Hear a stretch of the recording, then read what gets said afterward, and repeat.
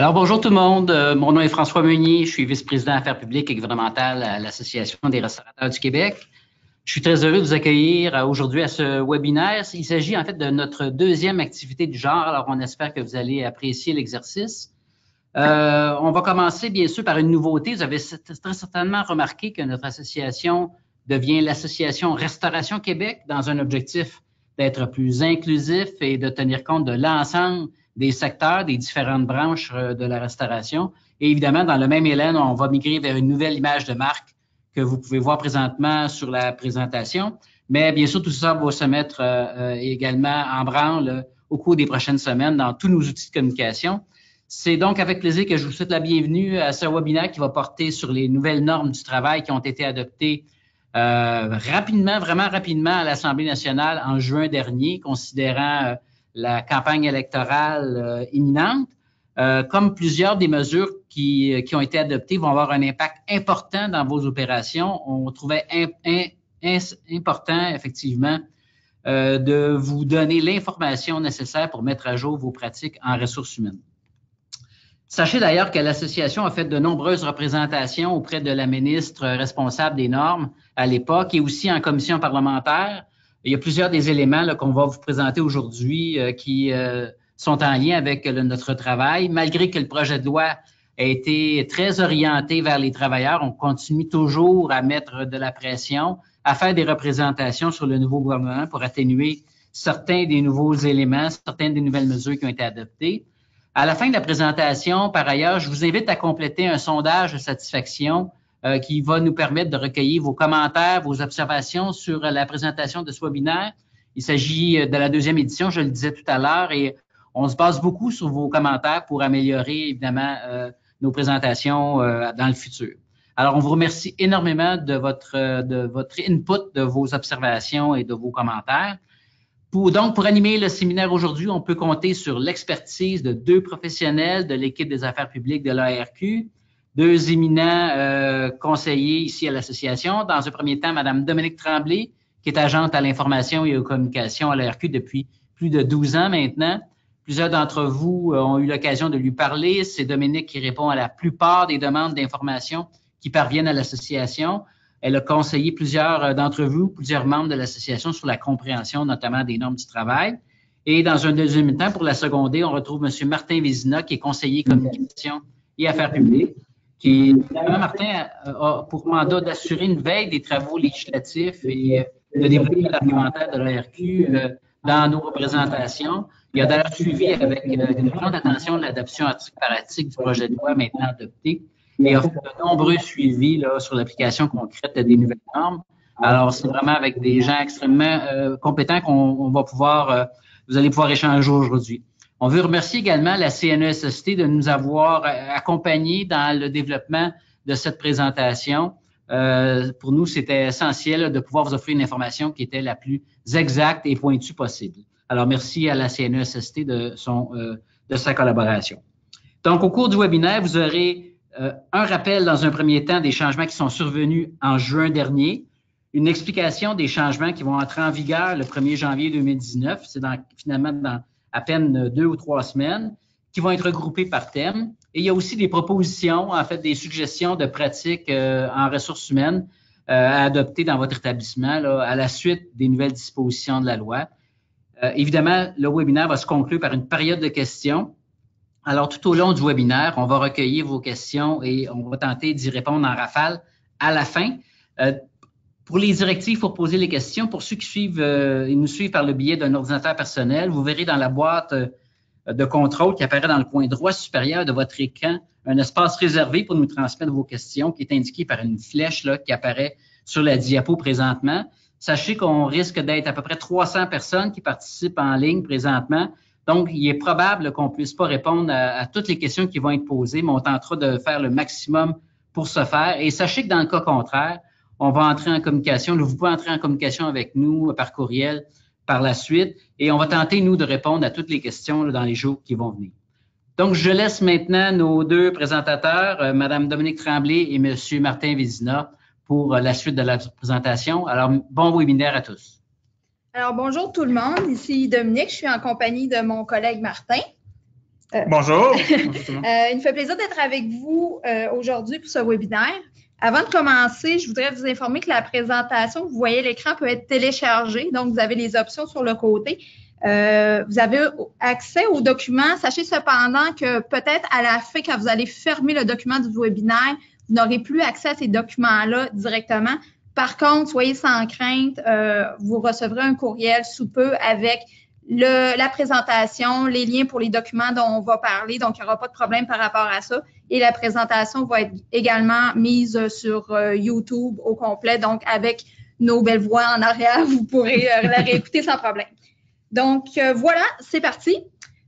Tout d'abord, débutons par les principaux changements qui sont entrés en vigueur depuis le 12 juin 2018. Donc, l'été dernier, c'est tout récent. Le premier changement touche la définition du terme « parent », qui ouvre la voie aux proches aidants pour demander des absences non rémunérées afin de s'occuper de membres de la famille.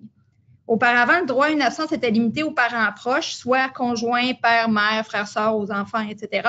Maintenant, il faut aussi considérer les conjoints des membres de la famille proche, leurs enfants, les conjoints de leurs enfants. On parle aussi de beaux-frères, belles-sœurs, neveux, nièces. Donc, on parle plus de la famille élargie, si on veut. Ça touche plus de situations familiales qui peuvent arriver de cette façon-là. Aussi, les salariés qui s'occupent d'une famille d'accueil ou d'une personne majeure sous tutelle, sont aussi considérés comme parents proches dorénavant. Donc, ces employés ont maintenant droit à une absence non rémunérée de 16 semaines au lieu de 12, et ça sur une période de 12 mois pour s'occuper de proches ayant une maladie grave. Cette période d'absence peut s'étendre jusqu'à 27 semaines s'il s'agit d'une maladie potentiellement mortelle. Et s'il s'agit d'un enfant mineur, l'absence peut se prolonger à 36 semaines au maximum. Une petite précision ici, la différence entre maladie grave et maladie potentiellement mortelle, en fait, c'est que la maladie potentiellement mortelle sera attestée par un certificat médical et c'est sur ce quoi va se baser la CNESST pour considérer ces maladies potentiellement mortelles, alors qu'un tel certificat n'est pas nécessaire dans le cas d'une maladie grave. Sachez qu'en tant qu'employeur, vous avez le droit de demander un certificat d'absence pour les proches aidants. Vous devrez par contre accepter tout certificat provenant d'un professionnel de la santé, membre d'un ordre professionnel. Donc, ça inclut, en plus des médecins, évidemment, les infirmières, travailleuses sociales, psychologues. Donc, les certificats qui seront émis par ces personnes-là seront, comme proches aidants, seront valides. Également, vous devrez les accepter.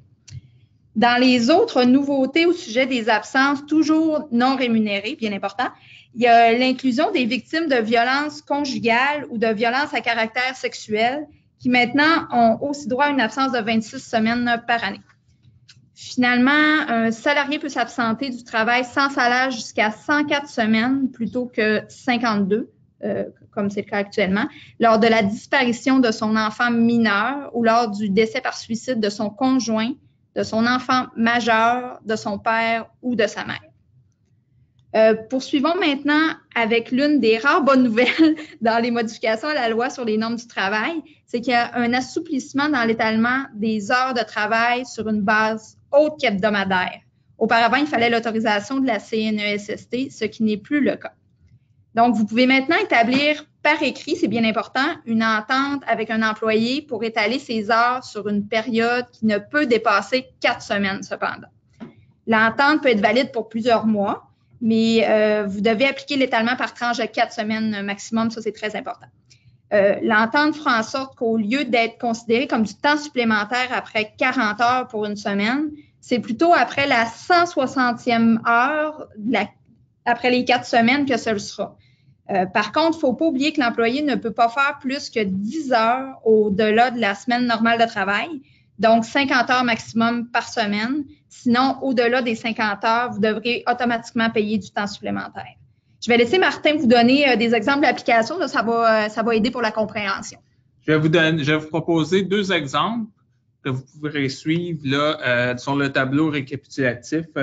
Vous avez, dans le premier exemple que je vous propose, là, vous avez un employé qui se nomme Eric. Dans les 2 cas, il ne faut pas oublier de faire là, une entente écrite avec ces employés-là. Là, c'est partie des demandes de la loi. Mais dans le premier cas avec Eric, vous voyez, dans sa première semaine de travail, il fait 25 heures. Dans sa deuxième heure de sa deuxième semaine de travail, il fait 50 heures. Dans sa troisième, encore là, il y a une baisse d'achalandage, donc on retourne à 25 heures de travail pour la semaine. Et finalement, pour la quatrième semaine, donc la dernière semaine de la période de référence, là, on revient à 50 heures, plus forte affluence. Donc, on a eu besoin plus de ce personnel-là. Vous voyez, le total fait 150 heures et comme on l'a si bien dit, la limite étant de 160 heures, comme il fait 150 heures dans la période de 4 semaines. Donc, vous pouvez rémunérer l'ensemble de ces heures-là à taux simple dans toutes ces périodes de paie. Dans le deuxième exemple, vous voyez, ça va être une employée du nom d'Isabelle. Vous voyez, dans le cadre de ses 3 premières semaines de travail, elle fait 50 heures par semaine. Donc, on a eu un fort achalandage. C'était important que Isabelle soit présente au travail. Et dans la dernière semaine, là, il y a eu un creux de vague. Donc, elle ne fait que 20 heures de travail pour sa dernière semaine dans la période d'étalement de 4 semaines. Vous voyez, le total fait donc 170 heures. Donc, il s'agit de 10 heures en surplus de la norme qui est de 160 heures dans la période d'étalement.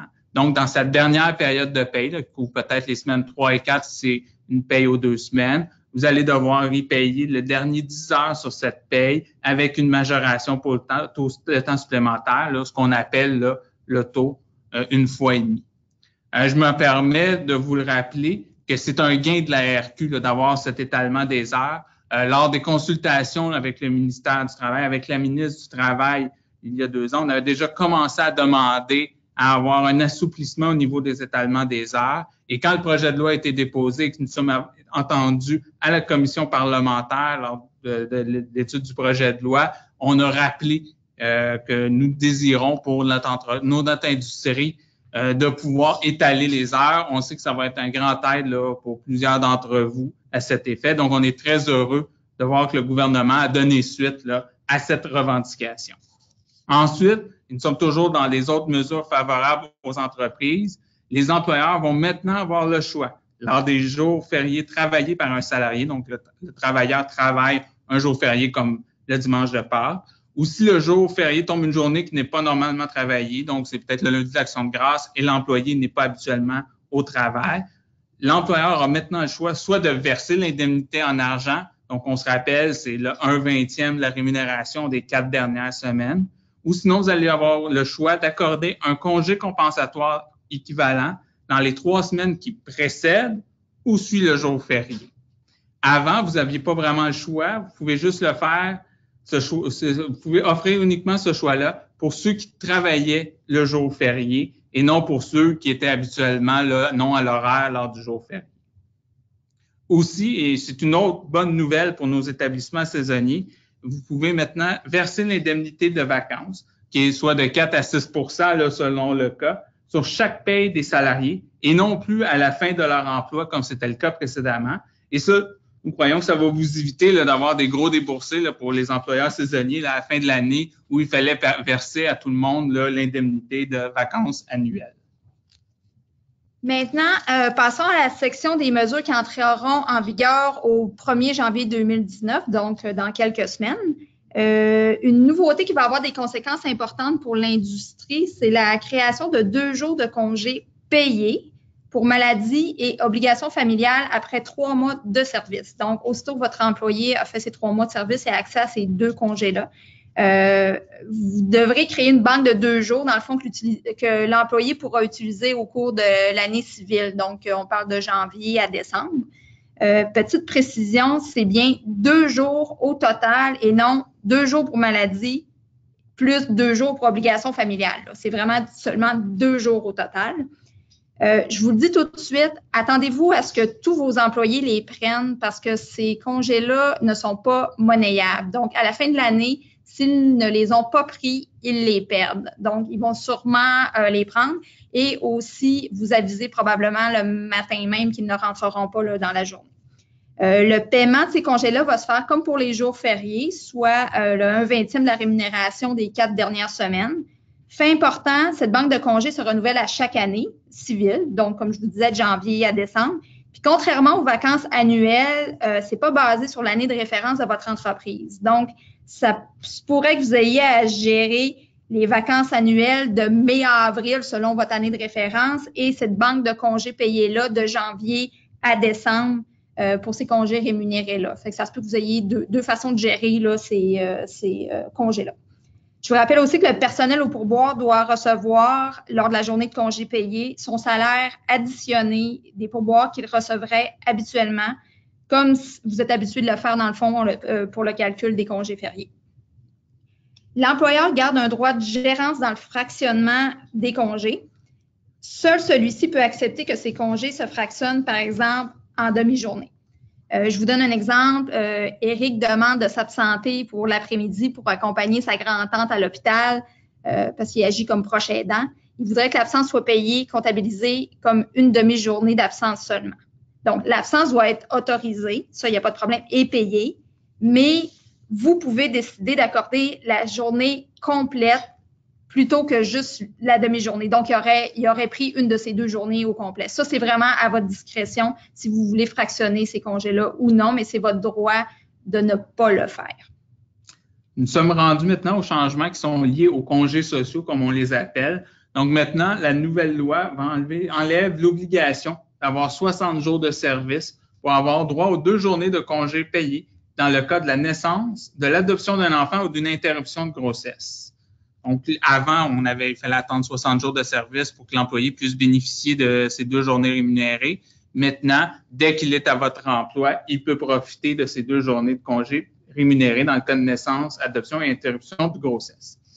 Aussi, la nouvelle loi accorde une journée additionnelle rémunérée pour un total de 2 jours dorénavant plutôt qu'un.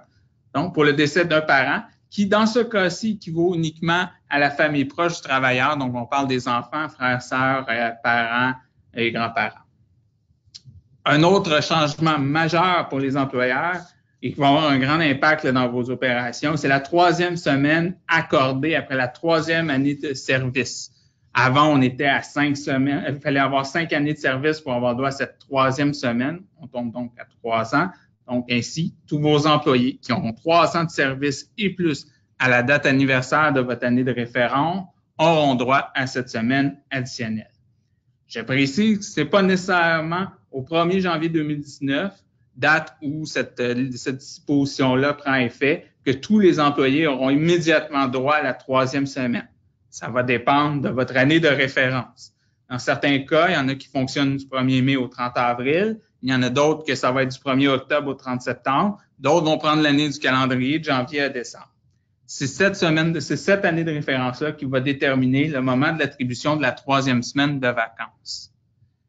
Je vais vous donner un exemple et vous allez pouvoir voir là, sur la diapositive, là, on va aller avec des lignes de temps pour aider la compréhension. Donc, comme exemple, le 2 janvier 2019, vous avez une employée qui vous informe qu'elle veut prendre sa 3e semaine de vacances annuelle en février, parce qu'elle a appris que la loi a changé le 1er janvier 2019 et qu'elle le met dans le droit à celle-ci. Donc, qu'elle le mette dans le droit à celle-ci. Donc, vous voyez, on voit, là, on a placé le 1er janvier 2009. Elle veut pas la perdre parce que, tu sais, on sait, là, elle sait qu'il y a une autre période des vacances là, qui commence le 1er mai 2019 et elle veut la prendre tout de suite. La question est que vous devez accepter la demande? Et la réponse est non. Là, je vous réfère toujours aux lignes de temps qui sont sur la diapositive. Chaque ligne de temps représente une des années de référence. Donc, dans cet exemple-là, on prend le 1er mai et le 30 avril. Donc, pour l'année qui commence le 1er mai 2017, l'employé a 2 ans de service, elle prend ses 2 semaines, puisque avec 2 années de service, à la date anniversaire de référence, c'était 2 semaines. En 2018, elle a 3 ans de service et on se rappelle, la loi n'a pas été changée au 1er mai 2018, donc on est toujours sur la vieille loi. Elle a droit encore uniquement à 2 semaines pour la période se terminant au 30 avril 2019. Et là, dans le cas qu'on parle au 1er janvier, elle peut prendre sa semaine. Comme vous voyez, elle aura seulement droit au 1er mai 2019 à avoir 3 semaines. Elle maintient son 2 semaines dans l'année entre le 1er mai 2018 et le 30 avril 2019. Donc, l'employé devra attendre la fin de la période de référence pour avoir sa semaine additionnelle de congé, puisque dans la loi, c'est très clair, c'est écrit que l'application de cette nouvelle norme va être accordée à la date anniversaire de l'année de référence suivant le 1er janvier 2019. Donc, vous n'avez pas accordé de semaine additionnelle entre le 1er janvier 2019 et le 30 avril 2019. La 3e semaine sera donc au 1er mai 2019. Donc, c'est pour ça, avec la ligne de temps, c'est pour essayer de clarifier un peu là, cette statut. Est-ce qu'on croit qu'il y a certains employés qui pourraient profiter là, de la nouvelle loi pour essayer de se trouver une nouvelle semaine de vacances là, entre peut-être le 1er janvier 2019 et la fin de l'année de référence? Alors, pour terminer cette section sur les congés, on vous donne un tableau récapitulatif là, qui reprend tout ce que Dominique et moi avons parlé. Je vous rappelle aussi que la présentation est toujours possible d'être téléchargée là, dans la section documents distribués du panneau de contrôle. En même temps, nous allons vous envoyer par courriel aussi la présentation et les documents aussi qui étaient dans cette section-là. Et la prestation vidéo que vous voyez présentement en direct sera aussi accessible sur la chaîne YouTube de l'ARQ. On passe maintenant à une autre nouvelle norme majeure qui est le droit de refus des travailleurs. Celui-ci risque de vous causer des problèmes à plusieurs en ce qui a trait à la gestion des quarts de travail. Je vous explique. Au 1er janvier 2019, un salarié pourra refuser de faire du temps supplémentaire lorsque la demande excède de 2 heures ce qui était prévu à l'horaire. Avant, en ce moment, en fait, le droit de refus était limité à 4 heures au-delà des heures prévues. Donc, à partir du 1er janvier, c'est seulement 2 heures de temps supplémentaire que vous pourrez demander à l'employé. Mais la nouvelle norme la plus contraignante puis qui aura un impact important dans vos opérations est le droit de refus accordé à l'employé de travailler sur un quart s'il n'a pas été informé 5 jours à l'avance. Ainsi, vous ne pourrez plus assigner, obliger un employé sur un quart de travail à court préavis. Et vous ne pourrez appliquer de mesures disciplinaires en cas de refus de l'employé parce qu'il aura le droit de refuser. Il vous sera toujours possible, par contre, de donner l'horaire moins de 5 jours à l'avance. Ça, c'est pas interdit, là. Vous pouvez faire votre horaire dans un très court délai, mais sachez, dans le fond, que tous vos employés, à ce moment-là, auraient le droit de refuser de rentrer travailler. Je ne pense pas que ça va arriver, mais il faut être conscient que c'est une possibilité. Donc, je vais vous donner des exemples pour expliquer la situation. Par exemple, vous demandez à Manon de rester jusqu'à 20 heures alors qu'elle était à l'horaire jusqu'à 17 heures. Elle refuse. Elle est dans son droit parce que Manon, dans le fond, vous pourriez exiger qu'elle reste jusqu'à 19 heures puisqu'elle était supposée se terminer à 17 heures. Et dans le fond, c'est juste 2 heures supplémentaires que vous pouvez lui demander. Un autre exemple, vous demandez mercredi soir à Stéphane de rentrer le samedi matin. Il refuse. Il est aussi dans son droit parce que vous êtes en deçà du 5 jours de préavis. Lundi, un autre exemple, lundi après-midi, vous demandez à Georges qu'il soit au travail samedi soir parce que vous avez eu une réservation pour un grand groupe. À ce moment-là, vous êtes dans votre droit.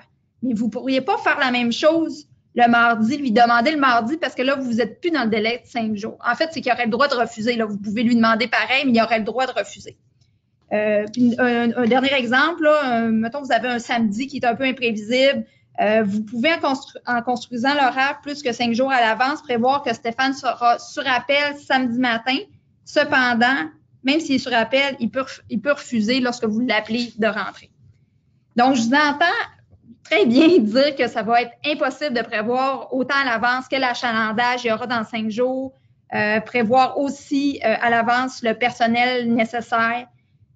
Oui, ce sera difficile parce qu'on sait que votre achalandage peut vraiment varier pour plusieurs raisons. Là, quelle journée de la semaine on est, les réservations annulées, ajoutées dernière minute, la météo, il était supposé de faire beau, il fait plus beau, il y a des annulations. Donc, oui, il y a plusieurs facteurs qui font varier l'achalandage, mais malheureusement, vous n'aurez pas le choix de vous conformer et de vous habituer à cet aspect. On espère quand même que vos employés vont être d'une grande collaboration, car c'est sûr que le travail en restaurant, c'est pas la même chose qu'un travail de bureau, là, 9 à 5 du lundi au vendredi, où si un employé manque une journée, le travail peut être laissé là jusqu'à son retour. Vous, l'achalandage, c'est là, c'est le moment présent et ça vous prend du personnel pour répondre et offrir un bon service à vos clients.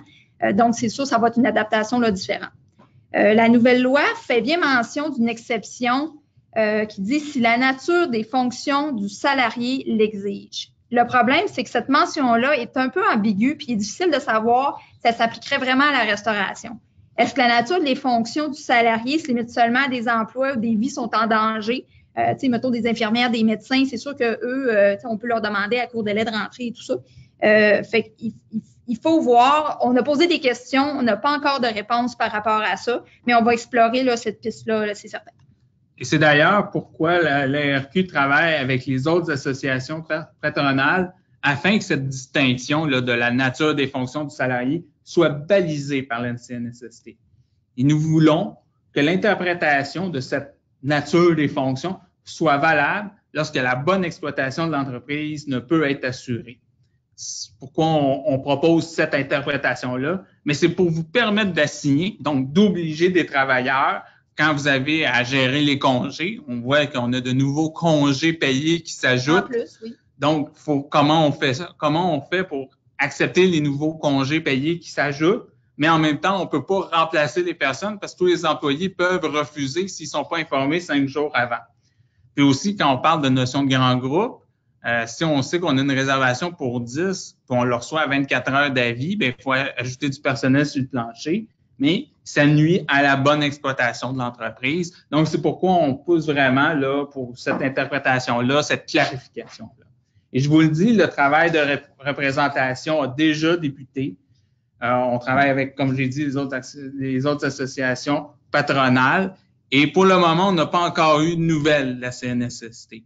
Et on sent un peu derrière toute cette modification-là de la loi sur les normes du travail, on pense beaucoup à des travailleurs de bureau pour qui le retour, on n'a pas besoin d'attendre son retour. On peut attendre son retour avant de continuer le travail, mais on le sait bien, en cuisine, si notre cuisinier ne rentre pas, ben il faut quelqu'un pour faire le travail parce que sinon, on ne peut pas avancer, on ne peut pas recevoir les clients comme d'habitude.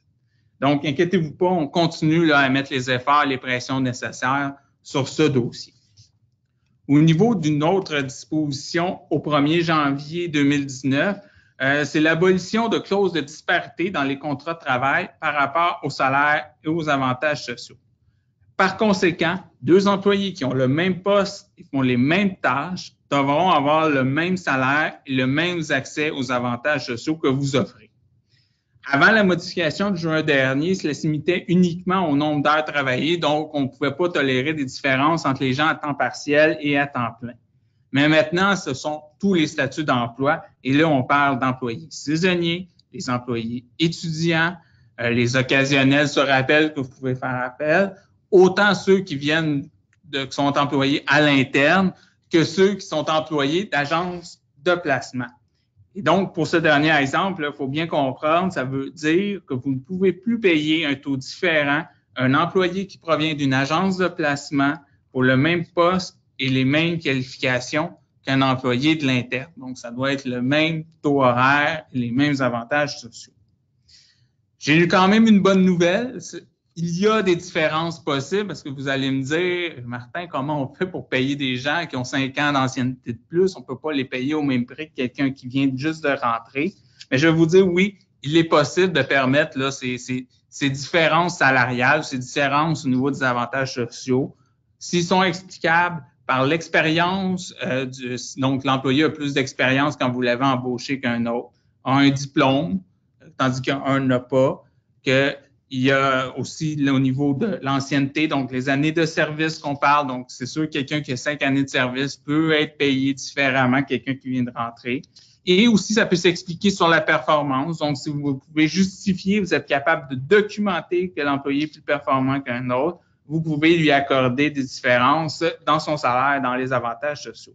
Mais je vous dis, il est bien important de garder et de documenter ces éléments qui vous permettent de justifier un tel écart au cas où on ne sait jamais que vous ayez une plainte d'employé à la CNSST. Comme dernier changement important entré en vigueur au 1er janvier 2019, vous avez sûrement vu dans les médias passer la mobilisation importante là, derrière le mot-clic MeToo qui concernait les cas de harcèlement sexuel et tout ça. Donc, en lien avec ça, dans le fond, parce que ça a vraiment sorti gros et les plaintes ont sorti et tout, le législateur voulait ajouter une nouvelle obligation en ce qui a trait au harcèlement psychologique et sexuel. C'est pourquoi la nouvelle loi ajoute l'obligation de vous doter d'une politique de prévention du harcèlement psychologique et de traitement des plaintes et de la rendre disponible. Donc, je vous rappelle que pour la loi sur les normes du travail, la définition du harcèlement psychologique comprend aussi les gestes et paroles à connotation sexuelle. Sachez que les employés ont 2 ans pour porter plainte à la suite d'un événement considéré comme du harcèlement. Le harcèlement peut venir des employés, mais aussi des clients. Fait qu'il faut faire attention. Aujourd'hui, je vous dirais, il n'est plus possible de fermer les yeux là, quand il y a un événement où un employé vous rapporte un événement de la sorte. Vous devez, en tant qu'employeur, intervenir pour ne pas qu'il y ait de tolérance pour une situation de la sorte. Puis aussi, parce qu'on peut plus espérer que les choses se règlent par elles-mêmes, par exemple, entre les employés, ou il faut vraiment agir en tant qu'employeur, c'est très important. Puis, vous savez que vous avez un devoir d'intervention pour offrir un lieu exempt de harcèlement à vos employés. Puis, si vous ne le faites pas, bien, sachez que la plainte peut se retourner contre vous aussi parce que l'employé pourrait dire « je l'ai dit à mon employeur et mon employeur n'a rien fait ». Donc, c'est très, très important de prendre ça très au sérieux et d'intervenir si on vous dénonce des situations. Comme le 1er janvier arrive à grands pas, évidemment, nous vous recommandons d'utiliser le modèle de politique de prévention fourni par la CNESST pour vous conformer à temps. Donc, les documents vous seront envoyés par courriel. Vous aurez accès aux documents, puis un guide aussi pour l'élaboration d'une politique si vous préférez en faire une vous-même plutôt que d'utiliser le modèle déjà fait. Ça, c'est libre à vous, mais vous aurez les documents là, sans problème.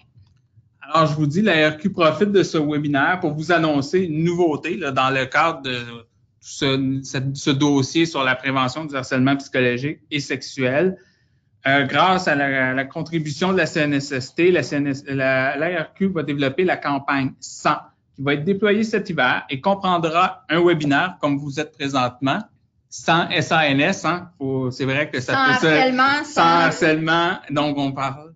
Donc, il comprendra un webinaire, comme vous êtes présentement à l'écoute, sur les obligations et les outils disponibles pour vous, pour faire de la prévention sur les lieux de votre entreprise. Et notre objectif est très clair, c'est de peindre notre industrie comme en étant une qui se prend en main sur ce sujet. Et nous avons la volonté aussi de mettre en lumière les restaurateurs et les restauratrices qui mettent en place de bonnes pratiques en matière de prévention du harcèlement sexuel et psychologique sur leur lieu de travail. Pour terminer, cette dernière section portera sur les modifications qui sont toujours en attente d'un règlement. Donc, elles ne seront pas applicables au 1er janvier 2019. C'est bien important, là, c'est pas applicable, mais ça va s'en venir possiblement au cours de l'année. Pour commencer, il y a ceux qui utilisent des agences de placement. Donc, il y a 2 nouvelles normes importantes à prendre en connaissance. La première est que vous allez être responsable des salaires des employés fournis par l'agence dans le cas où elle ferme ses portes ou disparaît. Ça veut dire que si vous faites avec une agence, par exemple, vous avez versé à l'agence les salaires que vous deviez donner aux employés et l'agence ferme ses portes, fait faillite, disparaît, etc., c'est que vous allez être responsable des salaires des employés. Vous allez devoir reverser les salaires aux employés. Donc, ça, c'est très important. La CNSST pourra vous réclamer là, les salaires non versés. Aussi, il y aura une obligation pour toute agence d'avoir un permis de la CNESST. Ce sera donc important, lorsque la mesure entrera en vigueur, là, quand ce sera annoncé, de toujours vérifier, si vous faites affaire avec une agence de placement, qu'elle a bien un permis en vigueur émis par la CNESST.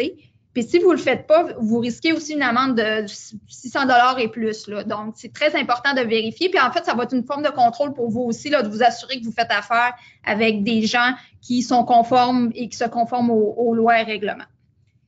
En ce qui a trait aux travailleurs étrangers temporaires, on sait que le recours à ces derniers est une option qui est envisagée par plusieurs restaurateurs pour combler le manque de main-d'œuvre. On sait qu'il y a une pénurie de main-d'œuvre dans tous les domaines, mais la restauration, on le vit très fort aussi. Donc, il faudra garder en tête que les nouvelles dispositions vont vous obliger, lorsque le règlement sera adopté, encore une fois, de tenir des registres des dates pour vos travailleurs étrangers temporaires. Donc, la date d'arrivée, la date de départ, la durée du contrat. Puis, vous allez devoir, pour chacun des travailleurs étrangers temporaires, informer la CNESST de leur venue et de la durée de leur contrat ainsi que leur départ, la date et la raison de leur départ si le travailleur quitte avant la fin de son contrat. Ça arrive des fois là, que le travailleur décide de partir avant la fin de l'entente. Donc, pour le moment, on ne sait pas par quelle méthode les employeurs devront informer la CNESST, Mais c'est sûr qu'on va vous tenir au courant là, dès qu'on reçoit plus d'informations à ce sujet-là. Aussi, on vous rappelle que vous ne pouvez en aucun cas conserver des biens appartenant aux travailleurs étrangers, et pas plus que lui exiger des frais pour qu'ils viennent travailler dans votre établissement. Là. Ça, je pense que c'est connu, là, mais un petit rappel. Donc, voilà pour la présentation. Nous allons maintenant passer à la période de questions auxquelles mon collègue Martin va répondre avec plaisir. Donc, voilà.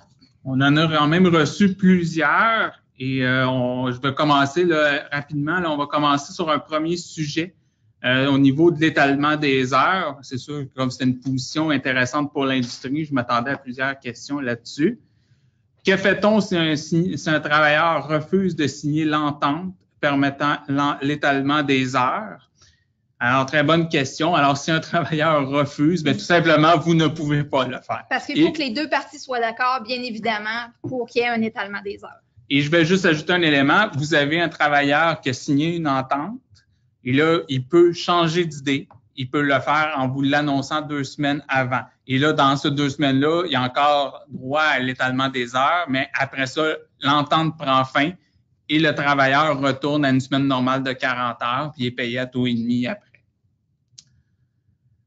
Donc, on a une autre question, même je dirais une suggestion. Avez-vous un modèle d'entente d'étalement des heures? On voit c'est du droit nouveau. Non, on n'en a pas encore une, mais on va vérifier s'il y a un modèle qui est déjà proposé là, par la CNSST. Et si dans le cas où on n'en a pas, on pourra regarder, voir peut-être si quelqu'un pourrait nous en proposer une. Alors, une autre question, toujours sur l'étalement des heures. Je vois toujours que c'est un sujet qui vous intéresse.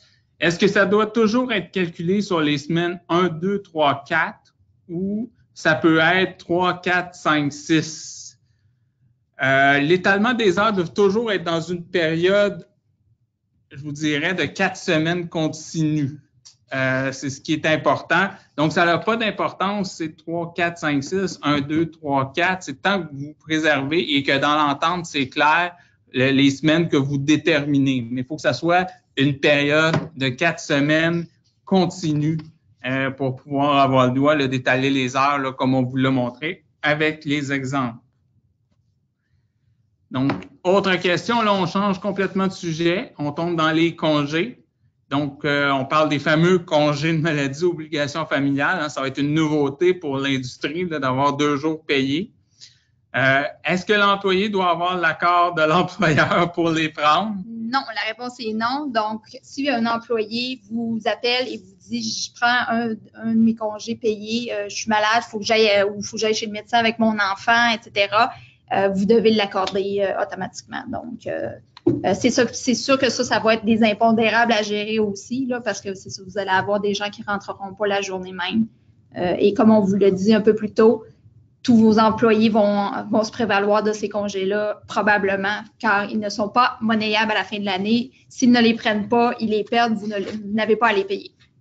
Et j'ajouterais juste un élément, c'est peut-être quelque chose, comme c'est une nouveauté d'avoir des 2 jours rémunérés, vous ne pouvez pas vraiment demander de pièces justificatives là, pour une journée de congé. Là, la jurisprudence est assez claire à cet effet. Là. Faut qu'il y ait une absence qui est prolongée, là, par exemple, de maladie pour que vous puissiez exiger là, un certificat médical. Donc, comme Dominique... Il faut être logique, en fait, parce que c'est sûr qu'un employé qui ne se présente pas, il a un gros rhume, il file vraiment pas bien, il ne se présentera pas à l'hôpital pour aller engorger les hôpitaux pour avoir un papier du médecin attestant qu'il y a un rhume. Donc, quand c'est pour une journée d'absence, non, le papier médical là, n'est pas à fournir par l'employé. J'ai d'autres questions au niveau des vacances et donc de la fameuse 3e semaine qui s'ajoute après 3 années de service. En même temps, c'est intéressant, les questions, là, ça va donner d'autres exemples là, pour être sûr que vous maîtrisez bien la nouvelle disposition. Alors ici, la question, c'est si un employé complète 3 ans en juin 2019 et que l'année de référence est du 1er mai au 30 avril, à combien de semaines aura-t-il droit? Alors la réponse, c'est 2 semaines. Pourquoi? Parce que l'année de référence, on prend la date de l'année de référence, le 1er mai 2019. Il n'a pas complété 3 ans de service continu, donc il a le droit à 2 semaines. Et quand ça sera juin 2020, ben, au 1er mai 2020, il aura le droit alors à sa troisième semaine de vacances. Et on va continuer toujours là-dessus. Alors, dans ce cas-ci, on a une entreprise, son année de référence est du 1er janvier au 31 décembre, donc le calendrier civil, là. Donc, l'admissibilité à la 3e semaine débutera en 2019 ou en 2020. Alors, dans ce cas-là, ça va être 2019 qu'on pourrait dire. Donc, tous les employés au 1er janvier 2019 qui aura 3 années et plus de services à votre entreprise aura le droit à la 3e semaine de vacances. Dès le 1er janvier. Dès le 1er janvier 2019.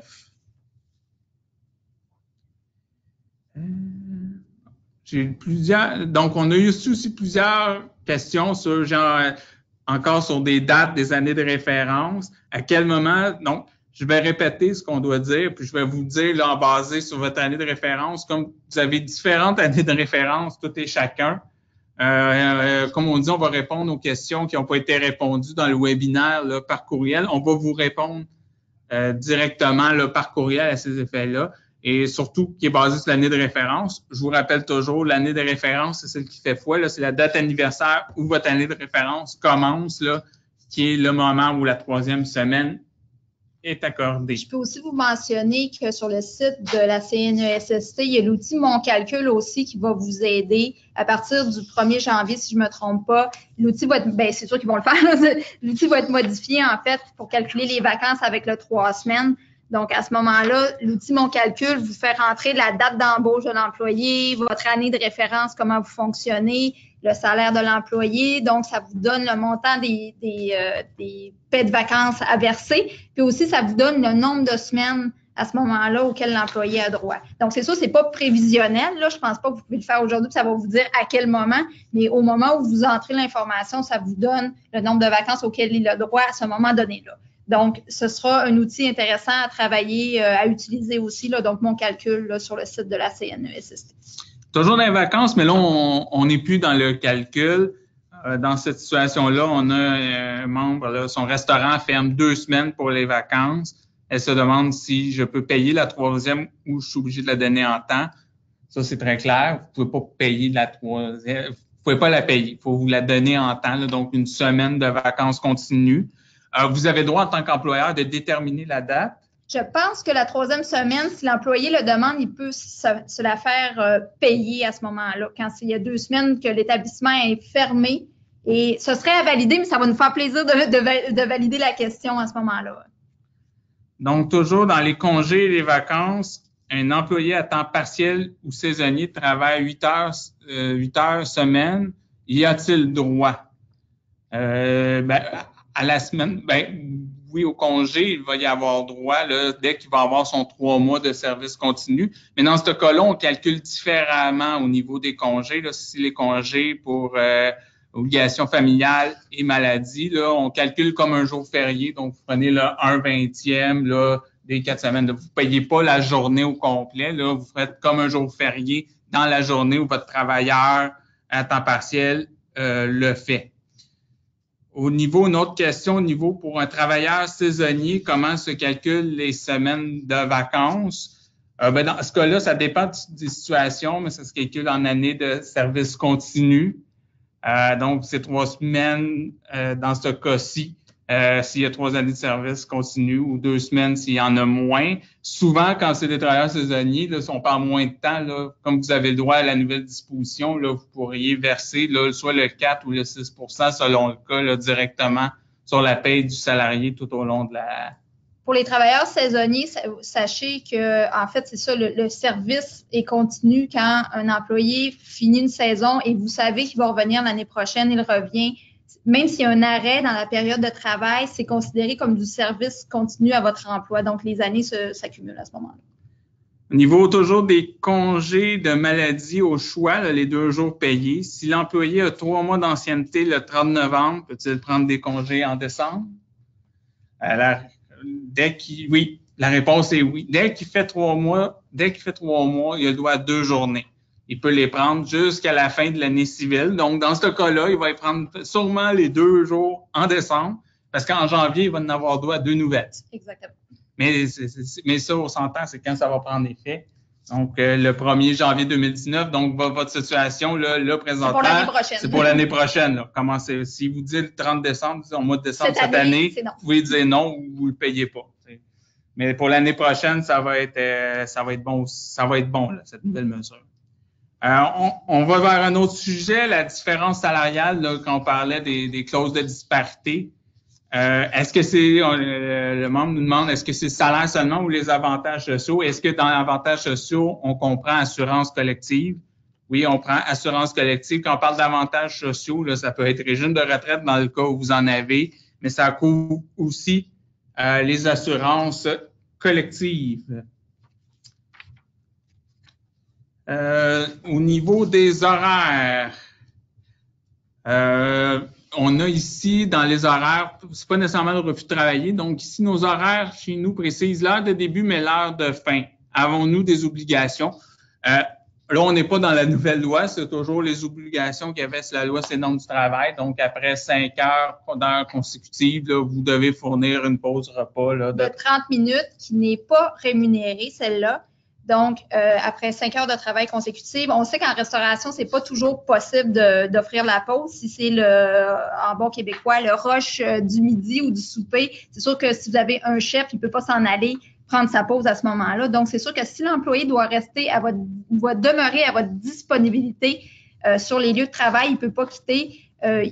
La pause sera rémunérée. En fait, ce sera du temps de travail rémunéré, là, tout simplement. Donc, il peut être assis dans un coin en train de manger, mais il reste disponible si un client arrive pour préparer à manger. Donc, aussitôt qu'il doit rester sur place, la pause, en fait, ça demeure du temps rémunéré. Sachez que les pauses cigarettes, si on veut, pauses café, ne sont pas obligatoires. Vous n'avez pas à en donner à vos employeurs, mais si vous décidez d'en donner, vous devez les payer. Donc, l'employé, s'il prend 15 minutes le matin pour aller fumer une cigarette dehors, vous lui coupez pas 15 minutes sur sa paye. Là. Ça demeure du temps payé. La seule pause non rémunérée, c'est la pause repas de 30 minutes qui, elle, est obligatoire là, dans la loi.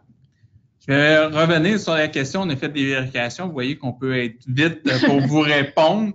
Donc, je rappelle la question. Là, si le restaurant ferme 2 semaines pour les vacances, est-ce que je peux payer la 3e ou je suis obligé de la redonner en temps? Donc, la réponse, c'est que vous pouvez, vu que vous fermez 2 semaines, c'est important cet élément-là, vous fermez 2 semaines, vous pouvez, dans ce cas-là, à la demande de l'employé, toujours important, la payer. Si votre employé dit oui, je préfère recevoir l'indemnité, mais vous pouvez la payer dans ce cas-là. Maintenant, nous allons aller dans le refus de travailler. Alors, est-ce que ce droit-là de refus de travailler s'applique même s'il y a une convention collective au restaurant? Et la réponse est oui. La loi sur les normes du travail est une loi d'ordre public, donc elle a préséance à toute convention collective. Donc, comme c'est la logique derrière ça, c'est de dire on prévoit un minimum, on peut pas aller en bas de tout ça. Donc, même si vous avez une convention collective qui dit autrement, la loi sur les normes du travail s'applique par-dessus la convention collective. Puis sachez souvent que dans certains cas, si vous faites des ententes avec les employés, si l'entente va à l'encontre des normes du travail, cette entente-là est nulle. Donc, ça va faire le temps. Par exemple, je vous donne un exemple. Là. Un employé vous dit, je veux pas prendre de vacances, paye-moi-la en salaire, je prends pas de vacances. Et c'était à la demande de l'employé. Donc, vous, comme employeur, pour bien faire, pour aider l'employé, vous faites, OK, je vais te la payer au lieu que tu la prennes. Sachez qu'à un moment donné, peut-être ça va aller moins bien avec cet employé-là. Et puis, vous allez vous départir de cet employé-là. Il sera pas content. Il va porter plainte aux normes du travail en disant, il ne m'a pas donné mes vacances. Donc, j'ai pas eu le droit de prendre mes vacances. Vous allez dire, c'est à la demande de l'employé, mais c'est à l'encontre des normes du travail. Il faut que l'employé prenne ses vacances. Donc, ce serait considéré comme une entente qui n'était pas valide. Donc, il faut faire attention. Des fois, on veut aider. J'entends plusieurs cas souvent que c'est pas vraiment pour aider, pour être gentil avec les employés, mais vous avez un droit de gestion, puis il faut suivre les normes du travail, puis c'est important de le faire parce qu'après ça, ça peut vous causer des problèmes. Vous avez voulu être gentil, après ça, ça revient contre vous. Donc, appliquer les normes du travail, c'est votre droit, ça respecte aussi les droits des employés. Donc, à ce moment-là, on est certain qu'il n'y a pas d'infraction, qu'il n'y aura pas de recours contre vous pour des situations, dans le fond, qui n'auraient pas été légales. Là. Non? Alors, toujours dans le refus de travailler, là, on va continuer sur ça. Est-ce qu'un personnel qui refuse peut-il refuser d'entrer au travail un jour férié? La notion de jour férié ici n'est pas importante. Il peut refuser d'entrer au travail sur n'importe quel cas, que ce soit un jour férié ou un jour normal, s'il n'a pas été cédulé 5 jours à l'avance. Donc, la clé ici à comprendre, c'est si le travailleur n'a pas été informé 5 jours à l'avance qu'il rentrait le jour férié prévu, il peut refuser. Mais si vous l'avez cédulé plus que 5 jours à l'avance, vous pouvez l'assigner ou l'obliger là, à rentrer au travail. Je reviens au niveau des salaires, là, la disposition pour les employeurs saisonniers. Donc, quelques-uns d'entre vous là, doivent être des employeurs saisonniers. Est-ce qu'on peut payer les vacances sur chaque paye pour les serveurs occasionnels? Alors, la réponse, c'est je peux pas vous dire non, oui, ça va dépendre de votre statut. Il faut que vous soyez un employeur saisonnier. Donc, il faut que vous soyez en opération, pas à l'année longue, seulement une partie de l'année. Là, donc, par exemple, 6 mois pendant la saison estivale, pour pouvoir vous prévaloir de ce droit de payer les vacances sur chaque paye. Si vous opérez à l'année longue, vous allez être obligé de fournir là, des vacances là, en temps. Alors, j'ai une question. On disait un employé étudiant donne comme disponibilité le dimanche. Peut-on l'obliger à travailler le samedi? Techniquement, oui, mais au final, probablement que votre employé va s'en aller parce que s'il n'est pas disponible le samedi, ben il ne viendra pas. Donc, c'est sûr que vous pouvez imposer des journées de travail, mais si votre employé n'est pas disponible, ben il risque de partir travailler pour un autre endroit là, de ce côté-là. Donc, est-ce qu'on a encore des questions? J'ai une dernière. Il y en a peut-être d'autres là, qui continuent à toujours à rentrer. Là, on va sur le sujet du harcèlement. Alors, comment peut-on intervenir si le harcèlement vient d'un client? Alors, ma première réponse, je dois vous dire, malheureusement, vous allez devoir intervenir auprès de celui-ci. Et comme je vous ai parlé, là, quand on vous parle du programme, là, de la campagne sans SANS, hein, n'oublions pas, la campagne sans harcèlement, le webinaire qu'on veut développer, c'est de vous donner les outils là, pour intervenir quand le harcèlement là, provient d'un client. Parce que oui, c'est quelque chose que nous, dans l'industrie, là, on doit vivre, là, qui est différent là, des autres industries à cet effet. Ça, il faut faire attention, même si c'est un client, c'est un habitué de la place ou etc., vous devez intervenir à la défense de vos employés. Donc, les gestes inappropriés ne sont pas permis et vous devrez dire aux clients à la base que vous ne tolérez pas ce genre de comportement-là dans votre établissement. Mais comme Martin le disait, on va vous donner plus d'explications à ce moment-là quand on va faire la campagne sans SANS. Je reviens aux 2 jours de congés payés. Là, on parle au niveau des employés occasionnels. Est-ce que les employés occasionnels ont droit au congé payé là, de 2 jours de maladie ou d'obligation familiale? Oui, dès qu'ils ont encore 3 mois de service continu, donc 3 mois après leur date d'embauche, ils ont droit au congé. Et là, je répète, l'idée ici pour les employés occasionnels, temps partiel, vous ne payez pas la journée au complet. Vous faites comme les jours fériés, soit un vingtième des 4 dernières semaines. Puis, c'est sûr que les employés temps partiel, occasionnel, l'indemnité va être moins élevée parce qu'ils ont moins d'heures travaillées. Donc, c'est certain, c'est normal que ce ne soit pas le même niveau de rémunération, d'indemnité versée. Là. Donc, je vous rappelle toujours, même si c'est un 20e, si c'est des employés de service, vous devez verser les pourboires. Donc, j'ai une question. Devons-nous informer nos employés des nouvelles normes ou est-ce leur responsabilité? Donc, vous n'avez pas d'obligation de les informer des nouvelles normes, mais c'est sûr qu'il y a des changements qui vont arriver. Donc, éventuellement, vous allez quand même leur parler des changements et tout ça parce que vous allez devoir appliquer des nouvelles normes. Là. Donc, mais il n'y a pas d'obligation légale en tant que telle, je crois. Et on va laisser le travail là, à la CNSST de faire le travail de promotion là, auprès des employés et des travailleurs. Et nous, notre objectif présentement, c'était justement de vous informer afin que vous soyez à l'affût de ces nouvelles dispositions-là et puissiez mettre à jour vos pratiques là, pour éviter là, tous imbroglios ou possiblement plaintes que vous pourriez avoir là, d'employés. Puis d'ailleurs, Martin parlait de la CNSST qui allait vous informer. Il y a d'ailleurs une campagne en ce moment même. Là, on entend des messages radio, etc., comme quoi les nouvelles normes, les normes ont changé, il y a des nouvelles normes en place et tout ça. Donc, je pense que c'est déjà bien parti là, comme campagne d'information. Est-ce qu'on a d'autres questions ou... Je pense qu'on a répondu quand même à plusieurs de vos questions. De toute façon, comme on vous l'avait dit au départ, on va répondre à vos autres questions par courriel. Il n'y a pas de problème. Donnez-nous quelques jours, là, mais on va vous répondre à vos questions qui sont peut-être plus spécifiques à votre situation. Donc, nous vous remercions d'avoir été présents. Nous espérons qu'à la suite de ce webinaire, vous êtes plus outillés pour faire face aux nouvelles normes. Nous invitons à remplir le court sondage d'appréciation qui suivra dans votre boîte courriel. Vos commentaires nous aideront, comme M. Meunier l'a mentionné au début, à l'élaboration de futurs échanges. C'est important d'avoir votre feedback avec ça. Donc, on peut s'améliorer pour les présentations futures.